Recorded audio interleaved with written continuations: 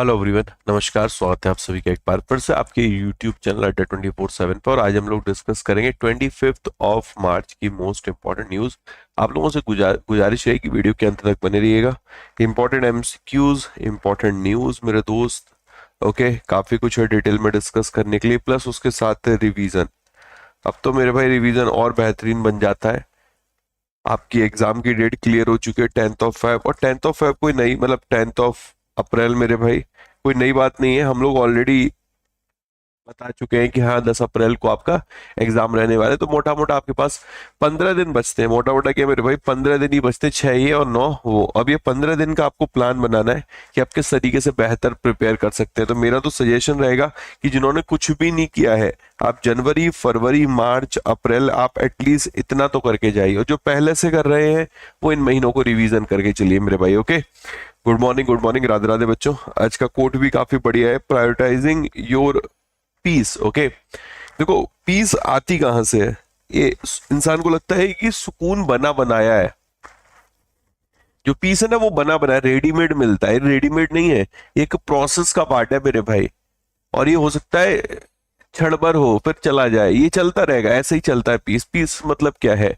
Piece मतलब ये है मेरे भाई, जो आप सोचते हो ना, जब वो कर लेते हो तो आपको सुकून मिलता है, शांति मिलती है, पीस मिलता है मेरे भाई। आपके दिमाग में उथल पुथल नहीं चल रही है। आपने बहुत सिंपल, बहुत सिस्टमैटिक कर रखा है।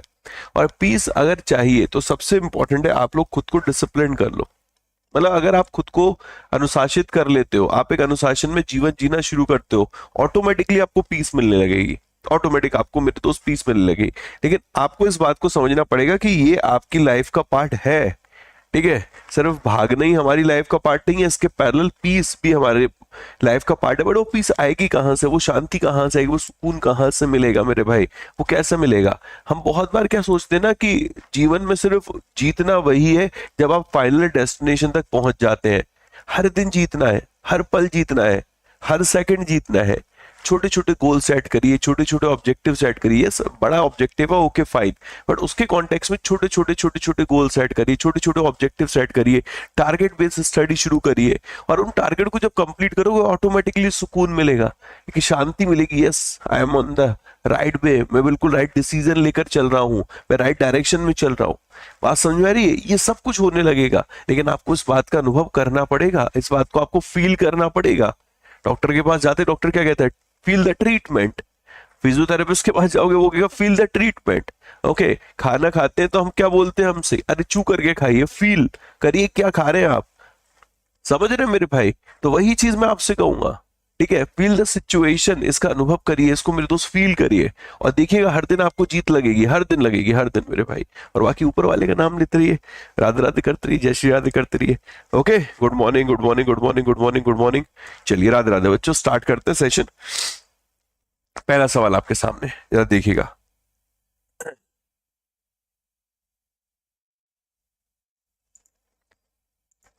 Okay, who has been appointed new chief justice of Orissa high court? Orissa high court के न्यू चीफ जस्टिस कौन बने?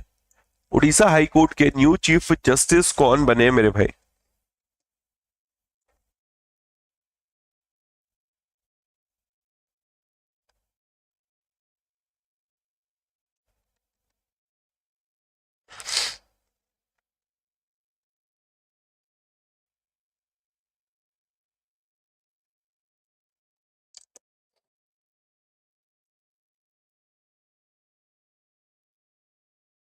बहुत बढ़िया। ओके, सो राइट आंसर बनेगा जस्टिस हरीश टंडन। ओके, हरीश टंडन। अब कुछ एक बहुत इंपॉर्टेंट अपॉइंटमेंट है, जैसे कि BCAS, bureau of civil aviation security. Okay, इसके जो डायरेक्टर जनरल है, इनका नाम क्या है? इनका नाम है राजेश निर्वाण। राजेश निर्वाण मेरे भाई। ओके, एक है सिटी बैंक। सिटी बैंक, तो सिटी बैंक के जो इंडिया हेड बने, इंडिया हेड बने, इनका नाम क्या है? के बाला सुब्रमनियन मेरे भाई। ओके, जो चीफ इलेक्शन कमिश्नर बने, इनका नाम क्या है? ज्ञानेश कुमार। ओके, एक अभी इलेक्शन कमिश्नर बने हैं, इनका नाम क्या है? विवेक जोशी। विवेक जोशी, इनको इलेक्शन कमिश्नर बनाया गया है। Institute of chartered accountant of India, ICAI, इसके प्रेसिडेंट का नाम क्या है? ओके, आईसीएआई के प्रेसिडेंट का नाम क्या है मेरे? प्रेसिडेंट का चरणजोत सिंह नंदा। ठीक है, चरणजोत सिंह नंदा। बात समझ में आ रही है मेरे भाई? चरणजोत सिंह नंदा। और इसके अलावा और क्या नाम याद रख सकते हो आप लोग? और सोचिए, दिमाग लगाइए। दिल्ली की मुख्यमंत्री का नाम याद रख सकते हो। ये बड़े नाम है जिनसे एग्जाम में क्वेश्चन बनने के पूरे चांस है मेरे भाई। रेखा गुप्ता मेरे भाई, रेखा गुप्ता। ओके, और chief economic adviser CEA doctor V Anantha Nageswaran. Okay, Nageswaran मेरे भाई। और क्या बन सकता है मेरे भाई? प्राइम मिनिस्टर नरेंद्र मोदी जी, इनके इनके प्रिंसिपल सेक्रेटरी मेरे भाई। ठीक है, इनके प्रिंसिपल सेक्रेटरी क्या नाम है इनका? शक्तिकांत दास साहब। ओके, शक्तिकांत दास साहब, ये यहां पर प्रिंसिपल सेक्रेटरी है प्राइम मिनिस्टर नरेंद्र मोदी जी के। ओके, नीति आयोग, नीति आयोग सीईओ, ये तो मैंने बता दिया ना, नीति आयोग के सीईओ अभी नहीं बताए, ये नहीं बताया मेरे भाई। नीति आयोग सीईओ, इनका नाम है BBR, BBR Subrahmanyam, BBR Subrahmanyam मेरे भाई। एक है सेबी, सेबी के चेयरपर्सन तुहिन कांत पांडे, 11वें नंबर के चेयरपर्सन है। अब ये जितने अपॉइंटमेंट मैंने लिखे सारे इंपॉर्टेंट है। Bureau of civil aviation security, Citi bank India head, chief election commissioner, ICAI के president, institute of chartered accountant of India, Delhi के सीएम, चीफ इकोनॉमिक एडवाइजर मेरे भाई, प्राइम मिनिस्टर नरेंद्र मोदी के प्रिंसिपल सेक्रेटरी, नीति आयोग के सीईओ एंड सेबी के chairperson. Okay, तुहिन Kanta Pandey. Clear है? यहां अगला सवाल, consider the following statement regarding the 59th Jnanpith award. 59th Jnanpith award के कॉन्टेक्स्ट में निम्न में से कौन सा करेक्ट है भाई?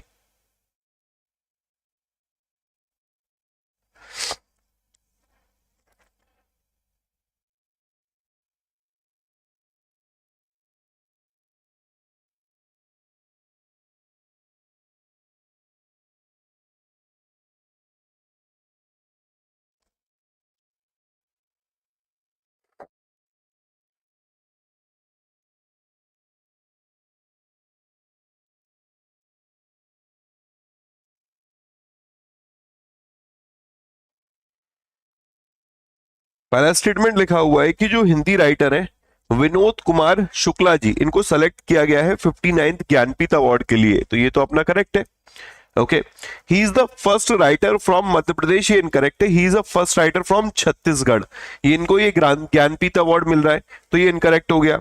Vinod Kumar Shukla is the 12th Hindi writer to receive this award, ये अपना करेक्ट हो जाएगा। ये 12वें हिंदी राइटर है कि जिनको ये अवार्ड मिल रहा है। Okay, the Jnanpith award first given in 1965, ये अवार्ड पहली दफा 1965 में दिया गया था। जी शंकर करूप जी को, मलयालम पोइट है, जिनको इस सम्मान से सम्मानित किया गया था। ये अपना करेक्ट है, तो पहला करेक्ट है, तीसरा करेक्ट है, चौथा करेक्ट है, इसलिए हम लोग बोलेंगे फर्स्ट, थर्ड एंड फोर्थ, यानी ऑप्शन नंबर 1 अपना करेक्ट बनेगा। ओके, अब कुछ एक नाम और देख लेते हैं जो कि बड़े बड़े नाम है जिनको सम्मानित अभी किया गया है, जिनका नाम अभी रहा है। 2025 का 2025 का एक प्राइज है स्टॉकहोम, STOCKHOLM,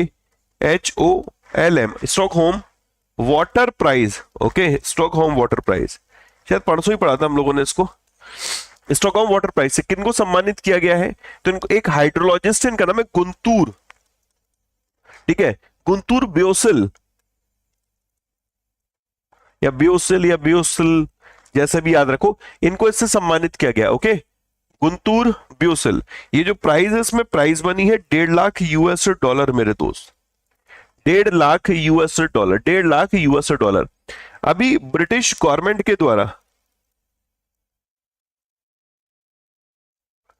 ब्रिटिश गवर्नमेंट के द्वारा किसी एक एक्टर को सम्मानित किया गया है, ठीक है, उनको लाइफ टाइम अचीवमेंट अवार्ड से सम्मानित किया है। क्या नाम है उनका? चिरंजीवी जी।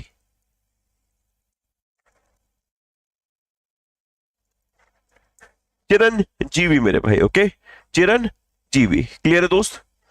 एक संस्था, इसका नाम है मुथुट, ठीक है, मुथुट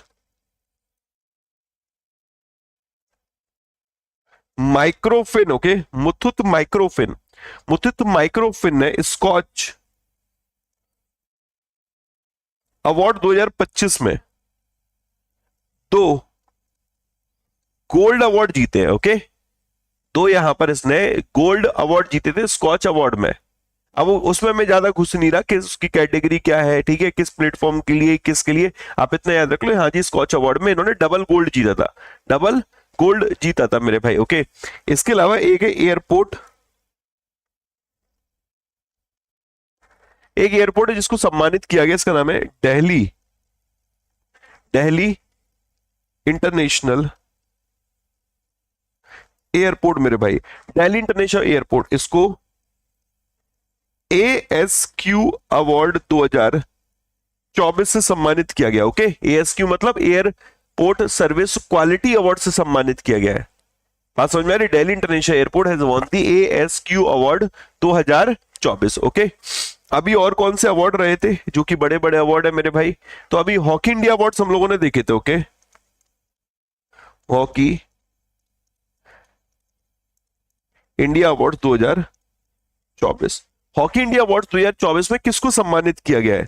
वैसे तो काफी नाम है इसमें याद रखने के लिए, but player of the man, player of the women आप याद रख सकते हैं। जो प्लेयर ऑफ द मैन है वो है आपके हरमनप्रीत सिंह, ओके, इनको 25 लाख रुपए मिले हैं। एक है प्लेयर ऑफ द वीमेन मेरे भाई, प्लेयर ऑफ वीमेन, ये है सविता पूनिया, सविता पूनिया, ओके, सविता पूनिया। सविता पूनिया को goalkeeper of the year award से भी नवाजा गया, okay, goalkeeper of the year award से भी नवाजा गया है। एक नाम और याद रखना है, जिनको रामसर अवार्ड दिया गया, ओके, रामसर अवार्ड से जिनको सम्मानित किया गया है, क्या नाम है मेरे भाई? जयश्री, ओके, इनका नाम है जयश्री। जयश्री को रामसर अवार्ड से नवाजा गया, ओके। एक अवार्ड है मेरे भाई प्रिज्कर, प्रिज्कर, प्रिज्कर आर्किटेक्चर प्राइज, मतलब ये समझ लो इनमें से एक ना एक क्वेश्चन तो सेट हो जाएगा। इवन आपके दिल में भी आ चुका होगा भाई, इसी पेज से अपने को एक पेपर में एक सवाल तो मिल ही जाएगा मेरे भाई, कम से कम एक मेरे भाई, ओके। लिया जिवाकुन, ओके, लिया, लिया जी आ, लिया जी आ कुन, ओके, लिया जिया कुन, लिया जिया कुन, लिया जिया कुन, ओके। ये चाइना से, जिनको इस साल प्रिज्गर प्राइज से सम्मानित किया गया, ओके, प्रिज्गर प्राइज से सम्मानित किया गया। डन मेरे भाई, चलिए आगे बढ़ते हैं। अगला सवाल देखिएगा, consider the following statement regarding the unified pension scheme. Unified pension scheme के कॉन्टेक्स्ट में निम्न में से कौन सा करेक्ट है?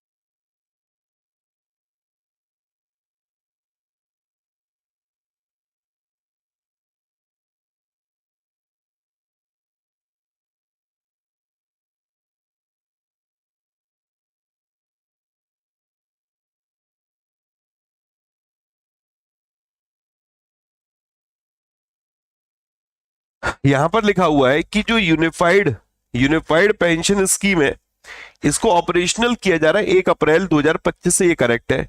एलिजिबल जो सेंट्रल गवर्नमेंट एम्प्लॉय होंगे have a time till 30 June to opt for it, ये भी करेक्ट है अपना।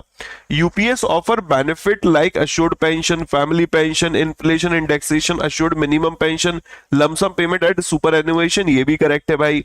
ठीक है, government contribution under the UPS will be 18.5%, जबकि एम्प्लॉय कंट्रीब्यूशन जो है वो 10% है। ठीक है, ये भी अपना करेक्ट है। Under UPS entire pension corpus will be maintain in a single fund, नहीं भाई अलग अलग है ना।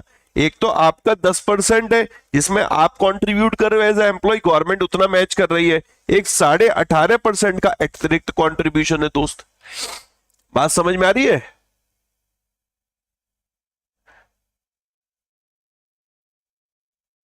क्लियर है? तो ये अपना इनकरेक्ट हो जाएगा। पहला करेक्ट है, दूसरा करेक्ट है और तीसरा करेक्ट है। ओके, पहला करेक्ट है, दूसरा करेक्ट है और मेरे दोस्त तीसरा करेक्ट है। क्लियर है? एक अभी एक प्रोग्राम है उड़े देश का आम नागरिक मेरे दोस्त, ओके, उसके तहत इन्होंने एक नया लॉन्च किया था, उड़ान यात्री कैफे। क्या लॉन्च किया था? उड़ान यात्री कैफे। जो उड़ान यात्री कैफे है ये सबसे पहले कहां पर लॉन्च किया गया था? चेन्नई इंटरनेशनल एयरपोर्ट पे तो हाल फिलहाल किया गया था, बट फर्स्ट उड़ान यात्री कैफे कहां पर इनॉग्रेट किया गया था?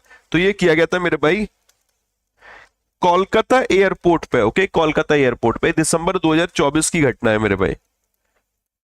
अब एग्जामिनर हो सकता है पूछ ले निम्न में से किस जगह नहीं है, तो प्लीज इस पे गौर फरमाइएगा, आपको ये पता होना चाहिए। एक है पीएम इंटर्नशिप स्कीम।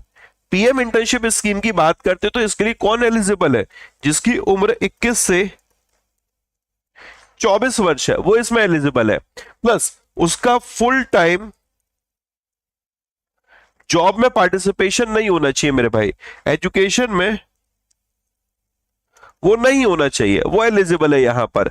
ये कहते हैं कि जो ये 12 मंथ का ड्यूरेशन होगा उसकी ट्रेनिंग का, ठीक है, इंटर्नशिप का, उसमें कहा जा रहा है कि उसको मंथली 5,000 रुपए मिला करेंगे।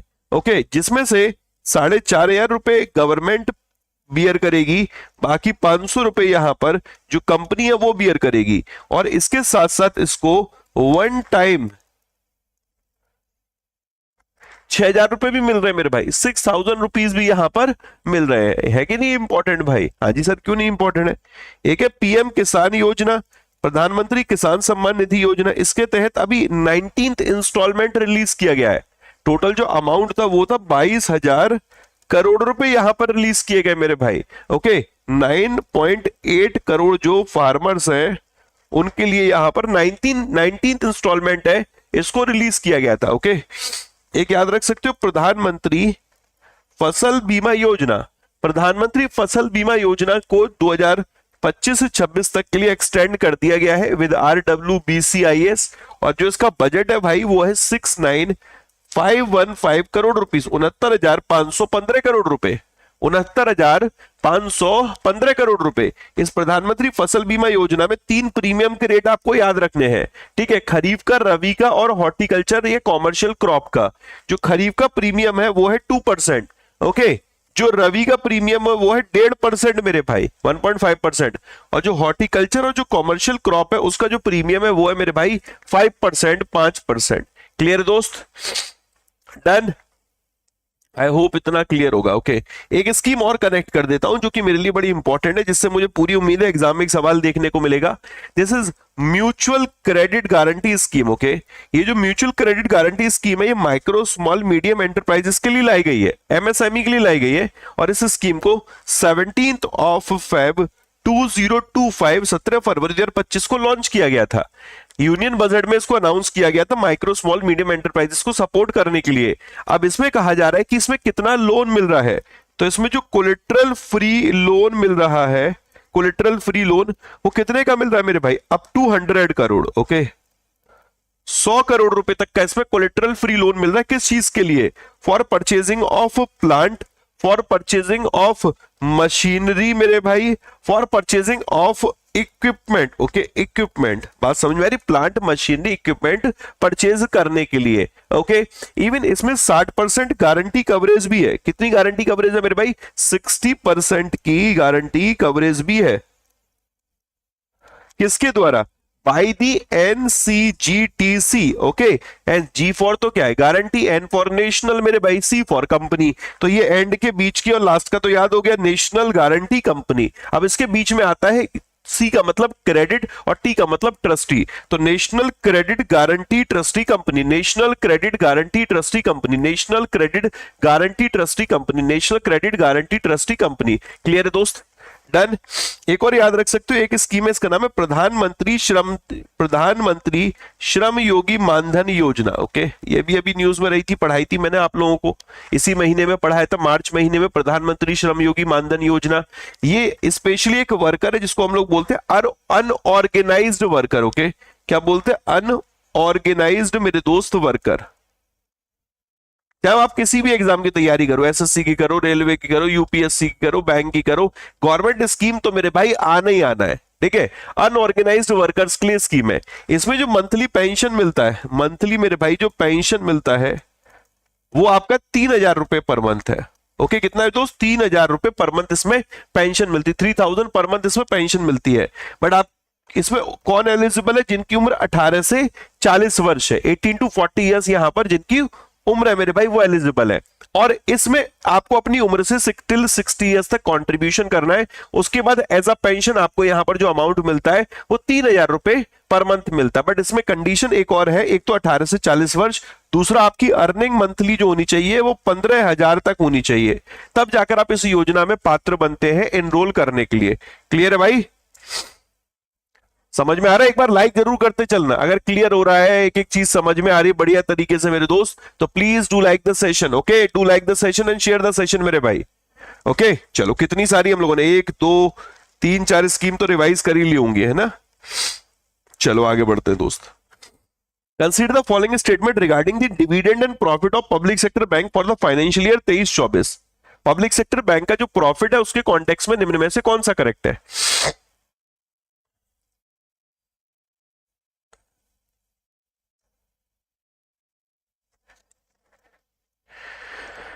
ये आंसर बनता है मेरे भाई डी अपना। यहां पर बोले सारे स्टेटमेंट करेक्ट है। पब्लिक सेक्टर जो बैंक है उसने डिविडेंड डिक्लेयर किया 27,830 करोड़ रुपए का 23-24 के लिए, जो कि 32.7% ज्यादा है प्रीवियस ईयर के कंपैरिजन। चलो ठीक है, टोटल जो डिविडेंड है उसमें गवर्नमेंट को जो रिसीव हुआ है वो 65% हुआ, 18,013 करोड़ रुपए रिसीव हुआ है मेरे भाई।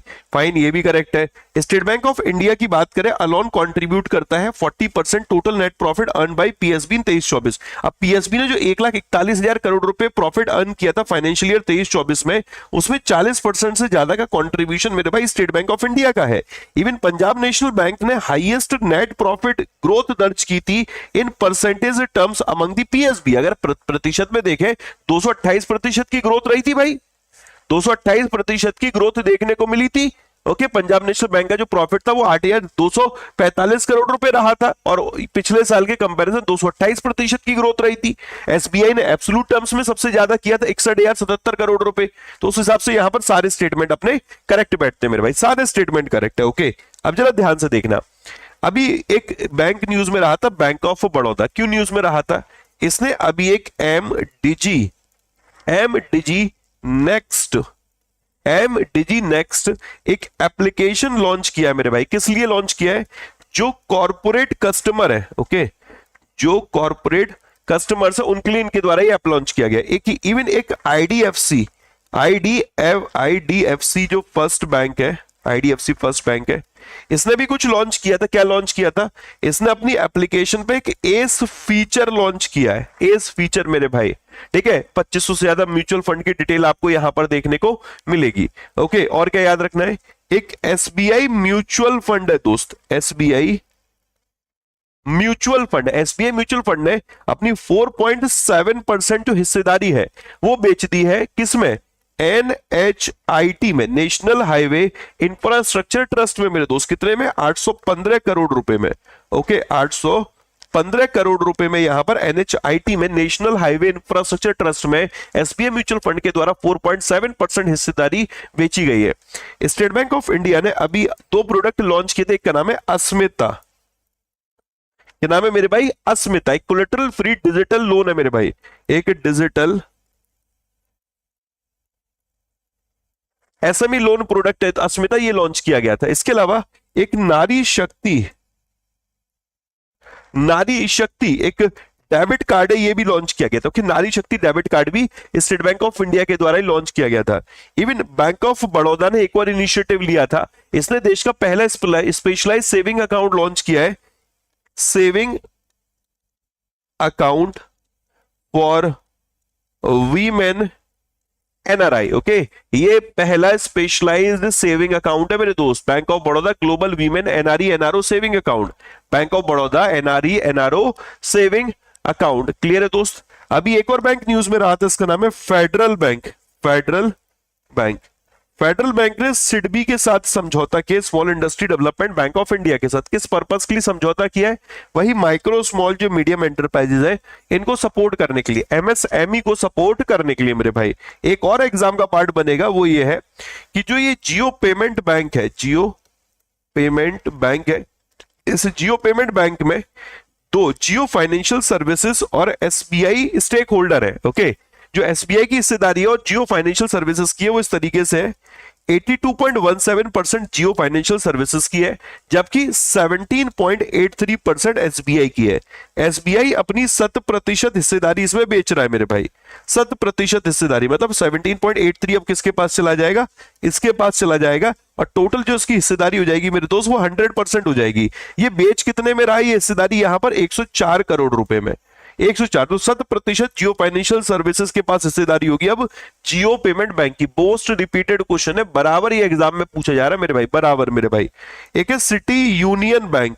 Okay, city union bank, city union bank ने सीएसके के साथ मिलकर अभी एक डेबिट कार्ड लॉन्च किया, credit card. Sir credit card launch किया है, को ब्रांडेड क्रेडिट कार्ड इनके द्वारा लॉन्च किया, को ब्रांडेड क्रेडिट कार्ड इनके द्वारा लॉन्च किया गया। क्लियर है कि नहीं दोस्त?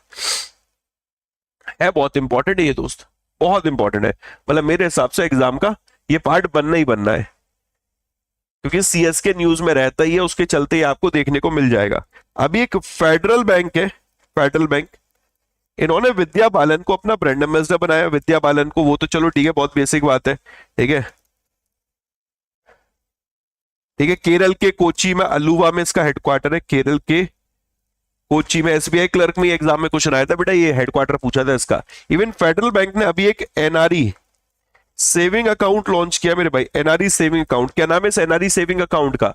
सर इसका नाम है प्रॉस्पेरा। ओके, क्या नाम है मेरे भाई? प्रॉस्पेरा, प्रॉस्पेरा इसका नाम है, प्रॉस्पेरा। ठीक है, नेक्स्ट अगला सवाल देखते हैं। Consider the following statement regarding the trade platform. Okay, trade platform के बारे में बताइए।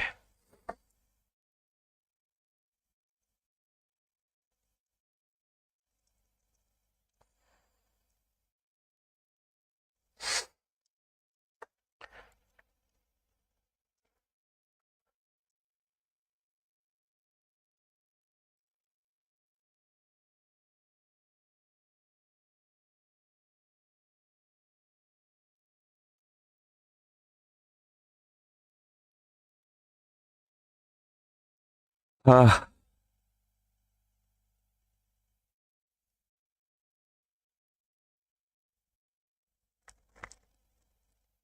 ट्रेड्स की फुल फॉर्म पूछी जा सकती है। ट्रेड रिसीवेबल्स डिस्काउंटिंग सिस्टम मेरे भाई, trade receivables discounting system.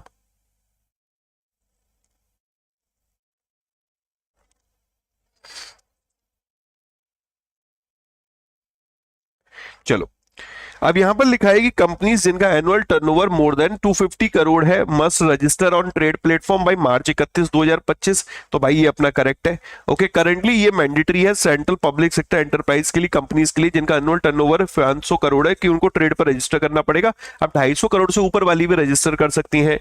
Trade was introduce by ministry of MSME? No, it is introduce by the Reserve Bank of India. Okay, year को लेकर थोड़ा सा मेरे दोस्त मेरे को चेक करना है, कहीं 14 भी लिखा है, कहीं 15 भी लिखा है, कहीं 18 भी लिखा है, इसको मैं एक बार करेक्ट करूंगा। लेकिन हाँ, इस क्वेश्चन को इस तरीके से देखो, trade was introduce by ministry of MSME? No, it is introduce by Reserve Bank of India मेरे भाई। Okay, and trade platform has been integrated with Udyam portal. हाँ जी, ये करेक्ट है, तो ये करेक्ट है, ये करेक्ट है। पहला, दूसरा और चौथा अपना यहां पर करेक्ट बनेगा, पहला, दूसरा और चौथा अपना यहां पर राइट आंसर बनेगा। ठीक है बेटा, चलो अब बढ़ते हैं आज की पहली न्यूज की तरफ। अजय सेठ साहब न्यू फाइनेंस सेक्रेटरी, कल ही हम लोगों ने रिवीजन किया था कि तुहिनकांत पांडे साहब है, उनको सेबी का चेयरपर्सन बना दिया गया था, तो अब कोई तो उनकी गद्दी संभालेगा, तो अजय सेठ साहब है, उनको एडिशनल चार्ज दे दिया गया था रेवेन्यू सेक्रेटरी का। यही तो हम लोगों ने पढ़ा था। अब ये इकोनॉमिक अफेयर सेक्रेटरी के तौर पे तो काम कर ही रहे थे, रेवेन्यू सेक्रेटरी का एडिशनल चार्ज दे दिया गया था। अब ये न्यू फाइनेंस सेक्रेटरी बन गए भाई, न्यू फाइनेंस सेक्रेटरी बन गए यहां पर अजय सेठ साहब। तो जरा इस पे गौर फरमाते हैं। न्यूज बहुत बढ़िया दोस्त। तो government designated economic affair secretary, government ने क्या किया है कि जो इकोनॉमिक अफेयर सेक्रेटरी हैं अजय सेठ साहब, इनको न्यू फाइनेंस सेक्रेटरी बना दिया है। किसकी जगह पे बनाया है? तुहिनकांत पांडे की जगह पे बना है। तुहिनकांत पांडे क्या बन गए सर? ये सेबी के, security exchange board of India के चेयरपर्सन बना दिए गए। Okay, done. नेक्स्ट, जो सीनियर मोस्ट सेक्रेटरी होता है in the union finance ministry, उसको चूज किया जाता है फाइनेंस सेक्रेटरी के तौर पे। Who is a finance minister?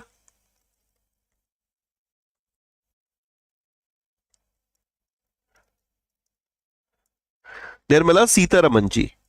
Okay, she is a Rajya Sabha MP from Karnataka. Okay, ये कहां से राज्यसभा एमपी है? ये कर्नाटक से राज्यसभा एमपी है मेरे भाई। और क्या सवाल यहां से कनेक्ट कर सकते हैं? और सोचिए सोचिए सोचिए मेरे भाई।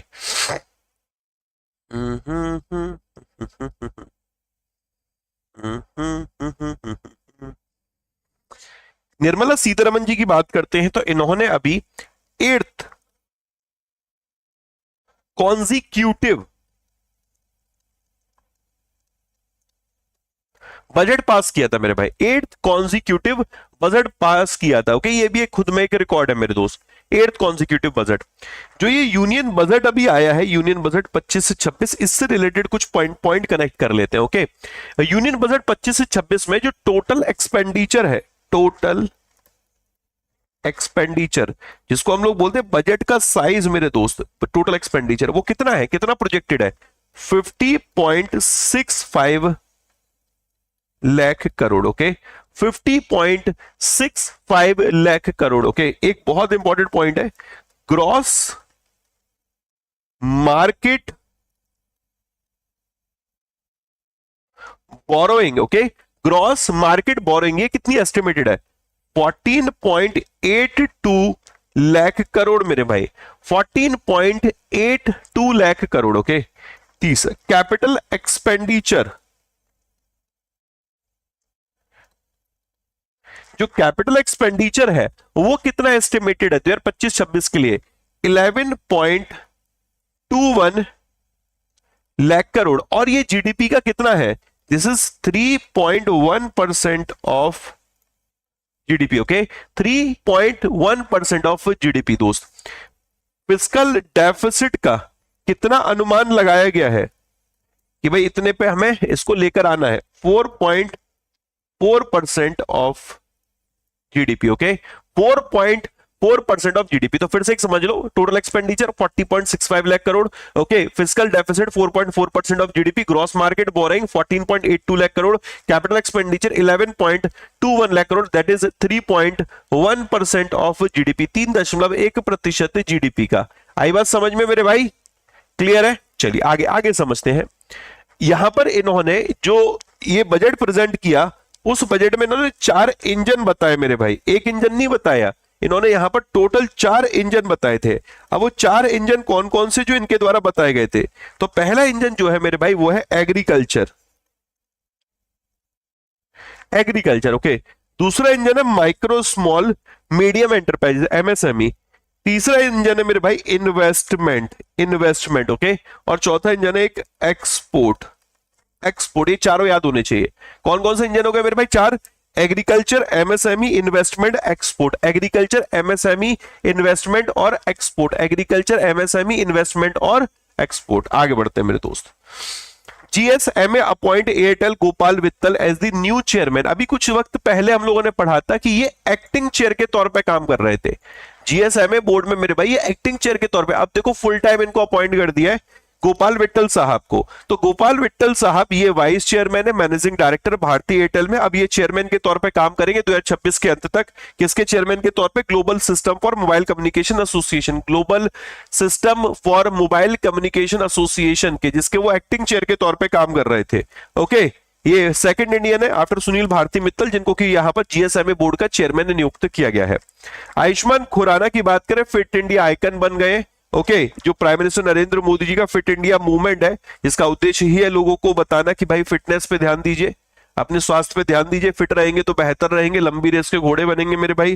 तो यहाँ पर लोगों को घोड़ा बनाने के लिए यहाँ पर प्राइम मिनिस्टर नरेंद्र मोदी जी का फिट इंडिया मूवमेंट है मेरे दोस्त, और उसके लिए यहाँ पर जो सारथी चुना गया है वो आयुष्मान खुराना है। ओके, फिट इंडिया आइकन चुने गए। ओके, मनसुख मंडाविया साहब जो अपने स्पोर्ट्स मिनिस्टर है, उनके द्वारा इनके नाम का अनाउंसमेंट रहा था। क्लियर है guys? Done, Ayushmann Khurrana. Okay, next देखते हैं।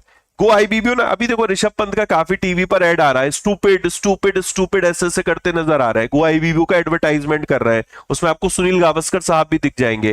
ठीक है, तो गो आईबीबीओ ने अभी ऋषभ पंत को अपना ब्रांड एम्बेसडर बनाया है, जिसमें कि सुनील गावस्कर साहब भी दिख रहे हैं। अभी रिसेंट में मेरे दोस्त चैंपियन ट्रॉफी 2025 रही थी, जो कि भारत ने जीती थी। ओके, और ये टाइटल जो भारत ने जीता था, इसमें ना ब्रांड एम्बेसडर थे आपके शिखर धवन, एक नाम था सरफराज अहमद पाकिस्तान, एक नाम था मेरे भाई टिम साउदी न्यूजीलैंड, और एक नाम था शेन वॉटसन। ओके, तो ये चार नाम याद रखना, शिखर धवन, ठीक है, टिम साउदी, और ये शेन वॉटसन, ठीक है, और मेरे दोस्त एक नाम था सरफराज अहमद। एमआरएफ ने अपना ब्रांड एम्बेसडर बनाया किसको? शुभमन गिल को। ओके, लेवाइस ने अपना ब्रांड एम्बेसडर किसको बनाया दोस्त? दलजीत दोसांझ को। ओके, और रिसेंट के ब्रांड एम्बेसडर में और कौन है मेरे दोस्त? हाँ, फेडरल बैंक तो वो तो पता ही है, बार बार पढ़ लिए हम लोग। ये इसके जो ब्रांड एम्बेसडर है ये विद्या बालन है, विद्या बालन। और अब यहाँ पर आ गए गो आई बीबो का मेरे भाई, गो आई बीबो, इसके आ गए आपके ऋषभ पंत। ओके, जिसमें आपको सुनील गावस्कर साहब भी दिख रहे हैं। ओके, और इसके अलावा फिट इंडिया के जो है ये आपके आइकन जो है ये आयुष्मान खुराना, आयुष्मान खुराना मेरे भाई। ठीक है, ये तो सब याद हो गया होगा दोस्त। Next, Kerala become first Indian state, Kerala पहला इंडियन स्टेट बन गया जिसने कि सीनियर सिटीजन कमीशन बनाया है। अच्छा, ये तो वो कमीशन हो गया ना जो इन लोगों की लिए काम करेगा, इनकी वेलबींग के लिए काम करेगा। ओके, इनको इनके राइट को प्रोटेक्ट करने का काम करेगा, इनके वेलफेयर के लिए काम करेगा, जो पुनर्वास पर क्या ध्यान केंद्रित करेगा, इनके रिहेबिलिटेशन पे ध्यान केंद्रित करेगा। एक लाइन में एक कमीशन बनाया सीनियर सिटीजन के लिए, और ऐसा कमीशन बनाने वाला पहला स्टेट कौन सा? केरल है मेरे भाई। ओके, केरल ने अभी कुछ और भी किया था जिसमें वो पहला था, केरल ने कुछ और भी किया था जिसमें मेरे भाई वो पहला था। पहला था क्या लॉन्च किया था? मुझे तो याद नहीं आ रहा, तुम लोग बताओगे जरा दोस्त। कुछ लागू करने वाला पहला स्टेट है केरल दोस्त, अभी रिसेंट में, बहुत इंपॉर्टेंट है वो भी। बताइए रहा।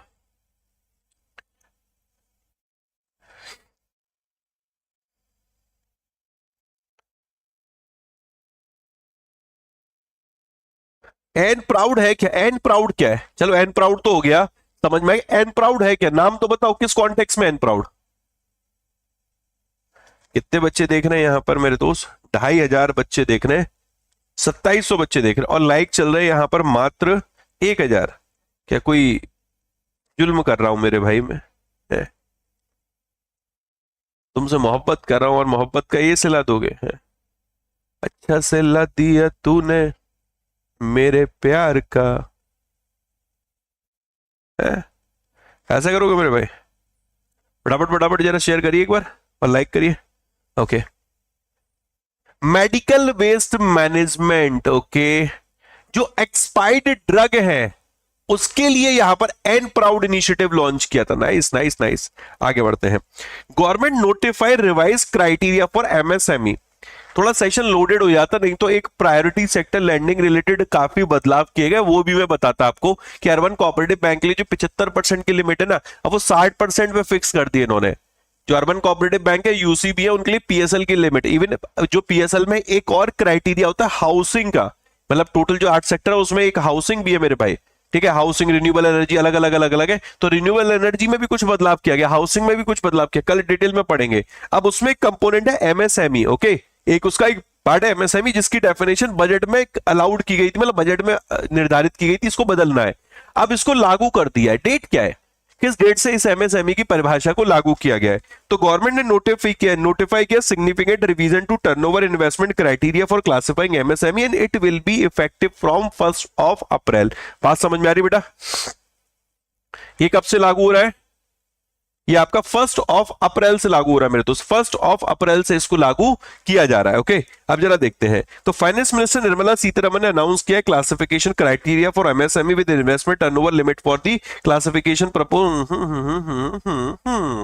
सिंपल है मेरे भाई, इसको समझते हैं, ध्यान से देखना।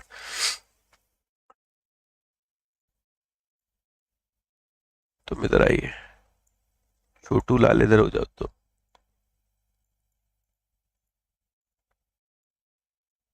चलो इधर बैठो। Okay fine. अब जरा देखना, 3 संस्थाएं हैं, एक है माइक्रो, एक है स्मॉल और एक है मीडियम। ओके, अब ये जो माइक्रो है इसके लिए या फिर ओवरऑल तीनों के लिए एक शब्द आएगा इन्वेस्टमेंट और एक शब्द आएगा यहां पर टर्नओवर। ये दोनों ही डेफिनेशन एंड से जुड़ी हुई हैं, दोनों क्वालिफाई करनी है। तो माइक्रो की जो डेफिनेशन है जो पहले थी उसमें 1.5, इसमें 2.5 गुना का इजाफा कर दिया गया, 2.5 टाइम्स इसमें वृद्धि कर दी गई। और टर्नओवर में मेरे भाई यहां पर जो वृद्धि की गई है वो 2 टाइम्स की गई है। तो पहले जो डेफिनेशन थी, अब उस डेफिनेशन का 2.5 करते हैं तो ये बैठता है यहां पर 2.5 करोड़। पहले 1 करोड़ था, इधर आता है 10 करोड़, इधर आता है 125 करोड़। ओके, और इधर 4 गुना कर दो मेरे भाई, 4x कर दो, तो ये हो जाएगा 10 करोड़, ये हो जाएगा 100 करोड़ और ये हो जाएगा आपका 500 करोड़। बात समझ में आ रही है? अब माइक्रो संस्था वो है जिसका इन्वेस्टमेंट 2.5 करोड़ है और टर्नओवर 10 करोड़ तक है। स्मॉल संस्था वो है जिसका इन्वेस्टमेंट 25 करोड़ तक है, टर्नओवर 100 करोड़ तक है। ऐसी संस्था जिसका इन्वेस्टमेंट 125 करोड़ है, टर्नओवर 500 करोड़ तक का है, वो यहां पर मेरे भाई मीडियम कहलाती है। पहले डेफिनेशन क्या थी? पहले डेफिनेशन यहां पर चलती थी 1 करोड़, ठीक है, 1 करोड़, 5 करोड़, 1 करोड़, 10 करोड़ और 50 करोड़।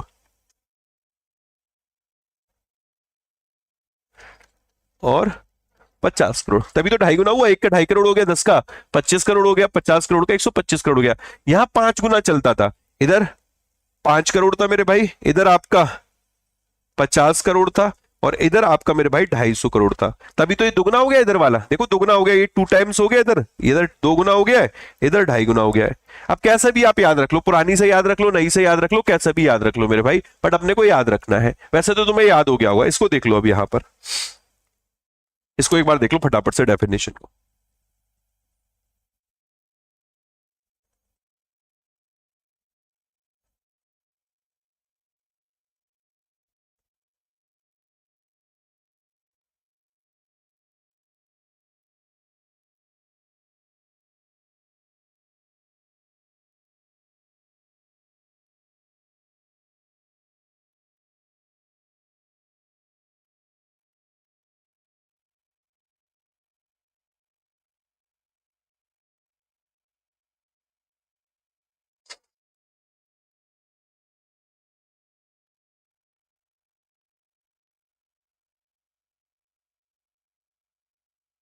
मैंने कहा यार जरा शेयर वेयर भी कर दूं थोड़ा, है?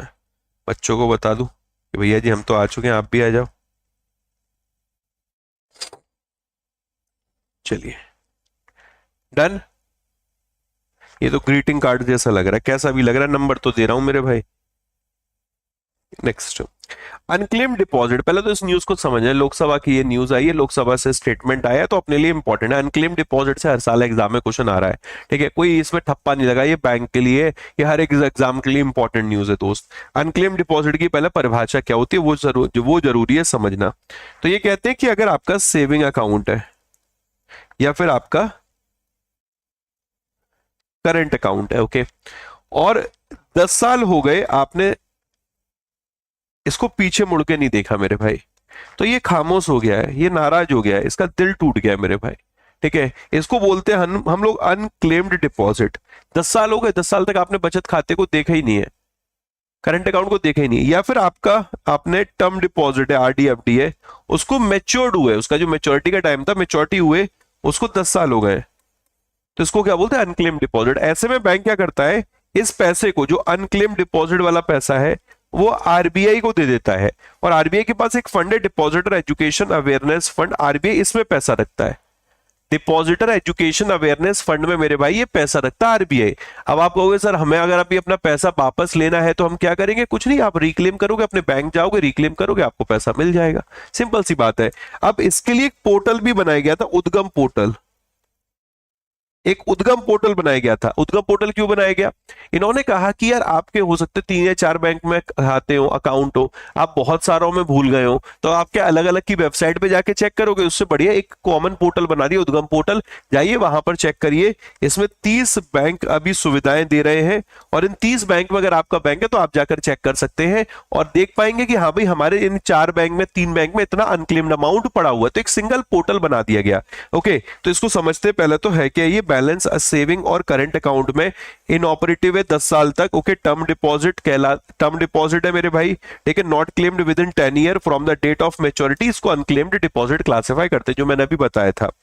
ठीक है, एक बार अगर अनक्लेम्ड डिक्लेयर हो जाता है तो जो ये पैसा होता है ये ट्रांसफर किया जाता है बैंक के द्वारा डिपॉजिटर एजुकेशन अवेयरनेस फंड में, जो आरबीआई मैनेज करता है। ओके, इस फंड को depositor education awareness fund scheme 2014 के तहत मैनेज किया जाता है। फाइन, क्लियर है बेटा। अब जरा देखिएगा, अब यहां पर डेटा जो है वो ये है कि टिल दिसंबर 31 2019 से 2024-25 के बीच में 45,000 करोड़ से ज्यादा का अनक्लेम्ड डिपॉजिट है पब्लिक सेक्टर बैंक में। सिर्फ सरकारी बैंक की बात की जा रही है, पब्लिक सेक्टर बैंक में। ओके, मतलब पब्लिक सेक्टर बैंक कह रहा है कि जो पब्लिक सेक्टर बैंक है वो कह रहा है कि कितना पैसा ट्रांसफर किया उन्होंने डिपॉजिटर एजुकेशन अवेयरनेस फंड में इस समय के दौरान, वो है 45,000 करोड़ से ज्यादा का। दोस्त इसे देखिए, इससे समझ में आएगा।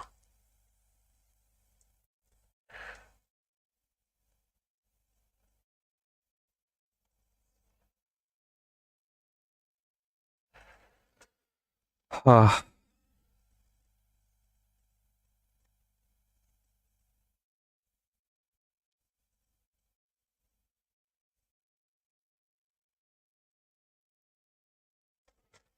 डन।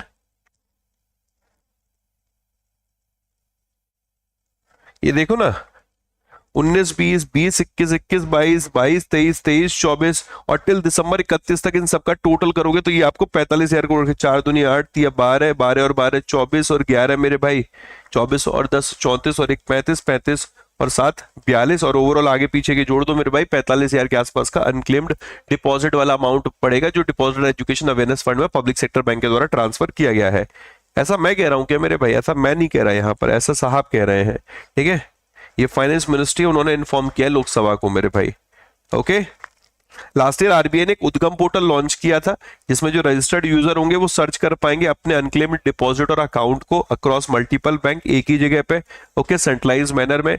उद्गम की full form important, unclaimed deposit gateway to access information इसकी फुल फॉर्म है। अभी 30 बैंक इस उद्गम पोर्टल का पार्ट है, जो कि यहाँ पर 90% से ज्यादा का अनक्लेम्ड डिपॉजिट कवर करने की बात करते हैं। ये 30 बैंक अनक्लेम्ड डिपॉजिट लगभग 90% कवर कर रहे हैं। ओके, डन बेटा। चलिए आगे बढ़ते हैं। इंडिया की जो जीडीपी है वो डिकेड में डबल हो गया। डिकेड का मतलब होता है 10 साल, और ये डेटा मैंने नहीं दिया, मेरे दोस्त आईएमएफ ने दिया है। आईएमएफ खुद में बड़ा नाम है, इंटरनेशनल मॉनेटरी फंड की अगर कोई रिपोर्ट आ रही है तो वो कैसे खास नहीं है, वो मेरे भाई आम नहीं, वो निश्चित तौर पर खास है। अब यहां पर जरा देखना, ये देखिए इंडिया का जो 100% जीडीपी ग्रोथ, मतलब ये बता रहे कि पिछले अगर 10 साल देखते हैं तो 10 साल में किस देश को कितनी जीडीपी में ग्रोथ देखने को मिली है, पिछले 10 सालों में किस देश को कितने प्रतिशत ग्रोथ देखने को मिली है। तो यहां पर जरा देखिएगा, इंडिया की बात करें तो इंडिया को 105% जीडीपी में ग्रोथ देखने को मिली है, 105%। दूसरे नंबर पे यूएस है, यूएस मेरे भाई 66% पे यहां बैठा हुआ है। ठीक है, फिर आप देखेंगे चाइना 76% की ग्रोथ के साथ बैठा है। ठीक है, जर्मनी मेरे दोस्त 44% की ग्रोथ के साथ बैठा है। जापान को 0% ग्रोथ हुई है, जापान की जीडीपी में 0% ग्रोथ है, इसका मतलब भारत इसको जल्दी पीछे छोड़ देगा। ओके, यूके की ग्रोथ 28%, फ्रांस की 38%। ये इस तरीके से आप देख सकते हैं कि पिछले 10 सालों में किन की जीडीपी में कितने प्रतिशत ग्रोथ रही है। अब उस हिसाब से जरा देखते हैं, तो इंडिया की जो जीडीपी है, ठीक है, वो डबल हो गई है लास्ट 10 ईयर में, 105% की ग्रोथ देखने को मिली। 2015 में जो 2.1 ट्रिलियन की अपनी इकोनॉमी थी, वो 2025 में $4.3 ट्रिलियन की है, $4.3 ट्रिलियन की। बात समझ में आ रही बेटा?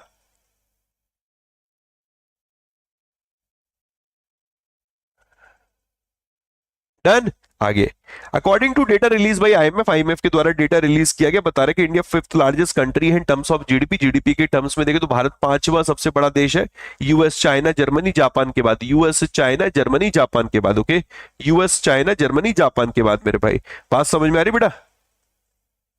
क्लियर है इतना? यूएस, अगर जीडीपी की बात करें, जीडीपी के कॉन्टेक्स्ट में हम लोग देखें कि भारत किस नंबर पे आता है, फिफ्थ लार्जेस्ट कंट्री है मेरे भाई, fifth largest, US China Germany Japan के बाद। इवन ये कहा जा रहा है कि इंडिया जिस तरीके से चल रहा है वो जल्दी जापान को पीछे छोड़ देगा, क्योंकि इसकी जीडीपी में पास्ट डिकेड में, पिछले 10 सालों में 0% की वृद्धि देखने को मिली है। इन कंपैरिजन यूएस और चाइना की जीडीपी में 66% और 44% की, यूएस की में जहां 66% की है, चाइना की जीडीपी में मेरे भाई 44% की ग्रोथ देखने को मिली थी। ये इमेज में मुझे लग रहा है गड़बड़ है, थोड़ा ऊपर नीचे हो गई है, या तो आप लैंग्वेज पे आओ।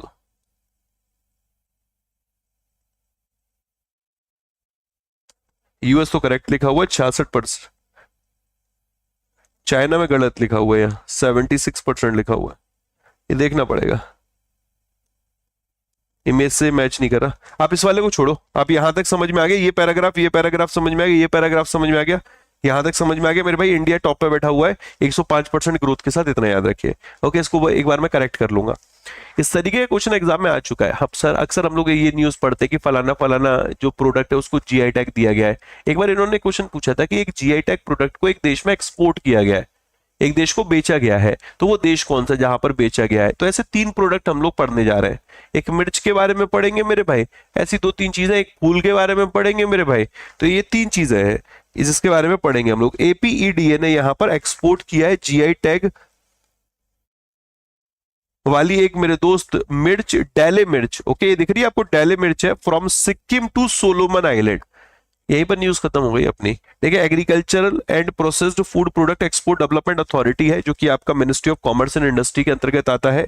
इसने अभी फर्स्ट कंसाइनमेंट इस जीआई टैग डेले चिली का, डेले मिर्च का एक्सपोर्ट किया है सिक्किम से सोलोमन आइलैंड। तो किसका किया है, कहां से किया है, किसको किया है, किसने किया है, ये पता होना चाहिए। एपीईडीए ने किया है, कहां से किया है, सिक्किम से किया है, सोलोमन आइलैंड को किया है, क्या किया है, तो जीआई टैग डेले चिली है मेरे भाई, इसको एक्सपोर्ट किया है। ओके, आगे देखते हैं। तो यार 20 में डीपीआईआईटी ने इसको जीआई टैग दिया था, ये तो बेसिक बात है मेरे भाई। Nearly 30 ton of GI tag jaggery, jaggery मतलब गुड़ की बात हो रही है, गुड़ मेरे भाई जो खाने के बाद आप लोग खाते हो, या जो छाछ से मेरे दोस्त आप पीते हो गुड़ के साथ, समझ रहे हो, या फिर रात को मेरे भाई दूध पीते समय जो गुड़ लेते हो, गुड़ के बारे में तो पता है जैगरी। इस जैगरी को यूपी के मुजफ्फरनगर से एक्सपोर्ट किया गया बांग्लादेश मेरे भाई। ओके, तो बांग्लादेश में वैसे ही काफी कड़वाहट है, थोड़ी मिठास की जरूरत है उसको, ठीक है। तो 30 टन का यहाँ पर, ये 30 टन जीआई टैग जैगरी जो है उत्तर प्रदेश के मुजफ्फरपुर से बांग्लादेश पहुंचाई गई। वैसे भी मुजफ्फरपुर हाई क्वालिटी जो शुगर केन है, गन्ने, उसके लिए जाना जाता है। इवन एक फर्स्ट एवर कंसाइनमेंट रहा है इस फ्लावर का, इस फूल का मेरे भाई, जो मिजोरम से पहुंचाया गया है सिंगापुर में। ओके, एंथुरियम, ओके, इसका नाम है एंथुरियम। तो एंथुरियम फ्लावर हो गया, जैगरी हो गया, और वो मेरे भाई डेले चिली हो गई। ओके, ये तीनों कहां से कहां भेजी गई है ये याद रखनी है, कहां से कहां भेजी गई है, ठीक है बेटा।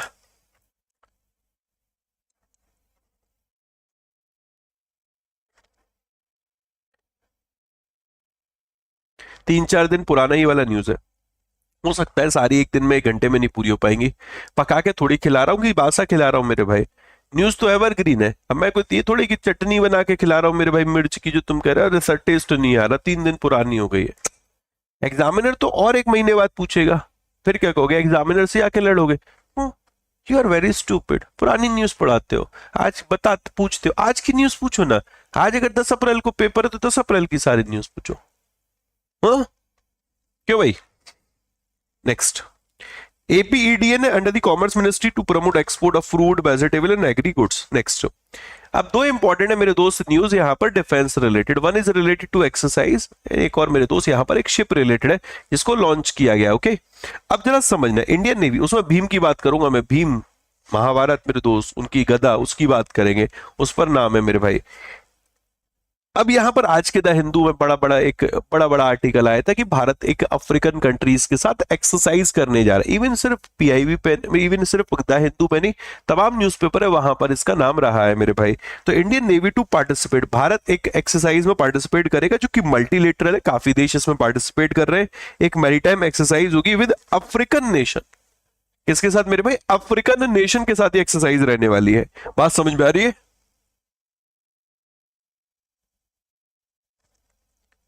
डन। चलो, अब इंडियन नेवी भाई ताजा देख लिया आज के न्यूज़पेपर की। आज Indian navy maritime engagement exercise करने जा रहा है विद अफ्रीकन नेशन, जिसका नाम है अफ्रीका इंडिया की मैरीटाइम एंगेजमेंट। अफ्रीका इंडिया की मैरीटाइम एंगेजमेंट, ठीक है। अब इसका नाम दोस्त पढ़ देंगे तो एक ही एम में इससे बढ़िया है कि आप इसको पूरा नाम पढ़ लो। अफ्रीका इंडिया की मैरीटाइम एंगेजमेंट, ये एक एक्सरसाइज होने वाली है। मैरीटाइम एंगेजमेंट एक्सरसाइज है इंडियन नेवी के अफ्रीकन कंट्रीज के साथ। अब ये जो एक्सरसाइज है इसको इंडियन नेवी को होस्ट करेगा, साथ के साथ जो तंजानिया पीपल डिफेंस फोर्स है वो इसको को होस्ट करेगी। ये तंजानिया का दर इस सलाम है वहां पर रहेगी मेरे भाई, ओके। दर इस सलाम में एक्सरसाइज रहेगी। इसको डिफेंस मिनिस्टर राजनाथ सिंह साहब के द्वारा मिड अप्रैल में इनॉग्रेट किया जाएगा। तो कौन इनॉग्रेट करेगा, कहां पर रहेगी, कौन को होस्ट करेगा, एक्सरसाइज का नाम क्या, आई होप इतना क्लियर होगा, ओके। इसमें एक्सरसाइज में 8 देश रहेंगे, जैसे कॉमरोस है, डिजिबूती है, एरिट्रिया है, केन्या है, मेडागास्कर है, मॉरिशस है, मोजाम्बिक है, सेशल्स है, साउथ अफ्रीका है, ठीक है। इसके अलावा इंडिया, तंजानिया मेरे भाई। तो टोटल 10 देश इसमें है। 1 2 3 4 5 6 7 8 9 10 11 देश है मेरे भाई।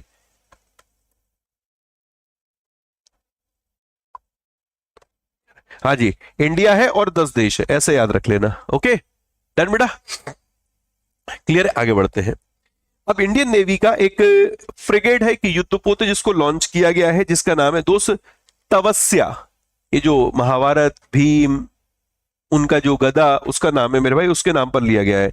तो जहाज का नाम प्राचीन भारतीय महाकाव्य महाभारत के योद्धा भीम की पौराणिक गदा के नाम पर तवस्या रखा गया था, जो भारतीय नौसेना की अदम्य भावना और बढ़ती ताकत का प्रतीक है मेरे भाई। असल में कॉन्ट्रैक्ट हुआ था 2 शिप के लिए। एक का नाम है त्रिपुत, जो त्रिपुत तो पहली शिप है जिसको कि जुलाई में इन्होंने लॉन्च कर दिया था। ये हम लोग पढ़ भी चुके हैं। फर्स्ट ट्रिप त्रिपुत लॉन्च की गई थी। 2 प्रोजेक्ट है यहाँ पर। प्रोजेक्ट 1135.6 के तहत 2 शिप बनाने का कॉन्ट्रैक्ट दिया था गोवा शिपयार्ड लिमिटेड को। 2019 की बात है। Ministry of defence, Goa shipyard limited दोनों मिलते कॉन्ट्रैक्ट करते कि 2 शिप बनाएंगे। 2 में से पहली त्रिपुत है, 2024 जुलाई में इसको लॉन्च कर दिया गया था। अब यहाँ पर तवस्या है मेरे भाई, इसको लॉन्च किया गया है और इसको लॉन्च किया था minister of state Sanjay Seth साहब के द्वारा। कौन से सेठ मेरे भाई? संजय सेठ साहब के द्वारा, ठीक है बेटा। नेक्स्ट, बिहार ने अपना 113वां फाउंडेशन डे मनाया था 22 मार्च को, ओके। बिहार 113वां फाउंडेशन डे, नंबर जरूर याद रखना। बिहार बंगाल प्रेसिडेंसी से अलग हुआ था ब्रिटिश रूल के दौरान 22 मार्च को 1912 में, इसलिए हम लोग 22 मार्च को बिहार डे मनाते हैं। ये डे बिहार दिवस के रूप में मनाया जाता है। थीम थी इसकी उन्नत बिहार विकसित बिहार, उन्नत बिहार विकसित बिहार, उन्नत बिहार विकसित बिहार मेरे भाई। वर्ल्ड ट्यूबरक्लोसिस डे हर साल 24 मार्च को मनाया जाता है। मैंने सुबह मेरे भाई एक आर्टिकल भी शेयर किया था आप लोगों को बढ़िया तरीके से तैयार करके टेलीग्राम ग्रुप में भी। आप उस टेलीग्राम ग्रुप को ज्वाइन कर सकते हैं। उसका नाम है जीए बाय आशीष गौतम मेरे भाई। इसमें मैं जनरली पीडीएफ तो डेली आपकी आती है, पीडीएफ दोनों रहती है, प्रिंटेबल नॉन प्रिंटेबल भी। प्लस इसके साथ 3 बजे हम लोग डेली बेसिस पे इसमें क्विज भी करते हैं, डेली बेसिस पे। बिना मेरे दोस्त किसी भी दिन छुट्टी करे नागा किए हम लोग मंडे टू सैटरडे डेली 3 बजे क्विज होता है। जैसे आज की जो न्यूज होंगी उन पर बेस्ड टॉप 20 क्विज होंगे। तो आप डेली बेसिस पे जुड़ सकते हैं। 15 मिनट का टाइम लगता है मेरे भाई, 10 मिनट 15 मिनट लगते हैं और फटाफट से उसको अटेम्प्ट कर लिया करो। जब भी फ्री हुआ करो, जब भी फ्री हुआ करो, रात में फ्री हो, एक बार उनको इसको अटेम्प्ट कर लिया करो। कितनी 5 मिनट लगेंगे मेरे भाई उनको इसको अटेम्प्ट करने में, और पता चल जाएगा हाँ हमने सुबह पढ़ा था वो सारा रिकॉल है कि नहीं है, याद है कि नहीं है, ओके। तो अब वर्ल्ड ट्यूबरक्लोसिस डे के ऊपर भी मैंने एक आर्टिकल डाला था, उसको भी पढ़ना। वर्ल्ड ट्यूबरक्लोसिस डे हर साल 24 मार्च को मनाया जाता है। असल में जो टीबी कॉजिंग बैक्टीरियम है उसकी खोज डॉक्टर रॉबर्ट कॉच की जो रही थी 1882 में, उसकी डिस्कवरी के लिए इस दिन को हम लोग यहाँ पर ऑब्जर्व करते हैं 24 मार्च, वर्ल्ड टीबी डे, ओके। वैसे भारत का लक्ष्य ग्लोबल टीबी एलिमिनेशन का लक्ष्य 2030 तक का, और जो भारत का लक्ष्य मेरे भाई वो 2025 तक का है, ओके। तो इंडिया 1982 से इस डे को ऑब्जर्व कर रहा है। थीम है यस इसकी, yes we can end TB commit invest and deliver. Okay, yes we can end TB commit invest and deliver. India का जो गोल है टीबी को एलिमिनेट करने का वो 2025 तक का है मेरे भाई, 2025 तक का। और जो यूएन का गोल है मेरे भाई 2030 तक का है। क्लियर है, समझ में आ रहा है। अब बिहार से बात करें, बिहार अभी न्यूज में आया, तो बिहार में हम लोग 29 जनवरी को आ रहे हैं मेरे भाई, 29 जनवरी को है ना।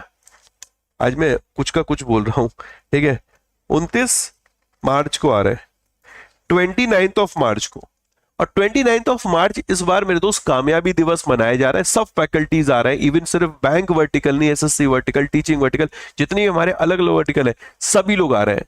आप लोगों से मुलाकात करनी है, आप लोगों के लिए तमाम गिफ्ट है मेरे भाई, तमाम चीजें हैं जो आप लोगों के लिए हम लोग लेकर आ रहे हैं। आप लोग यहां पर बस इस चीज का ध्यान रखिएगा कि समय निकालकर 29 तारीख को पटना में आपको जुड़ना है, ठीक है।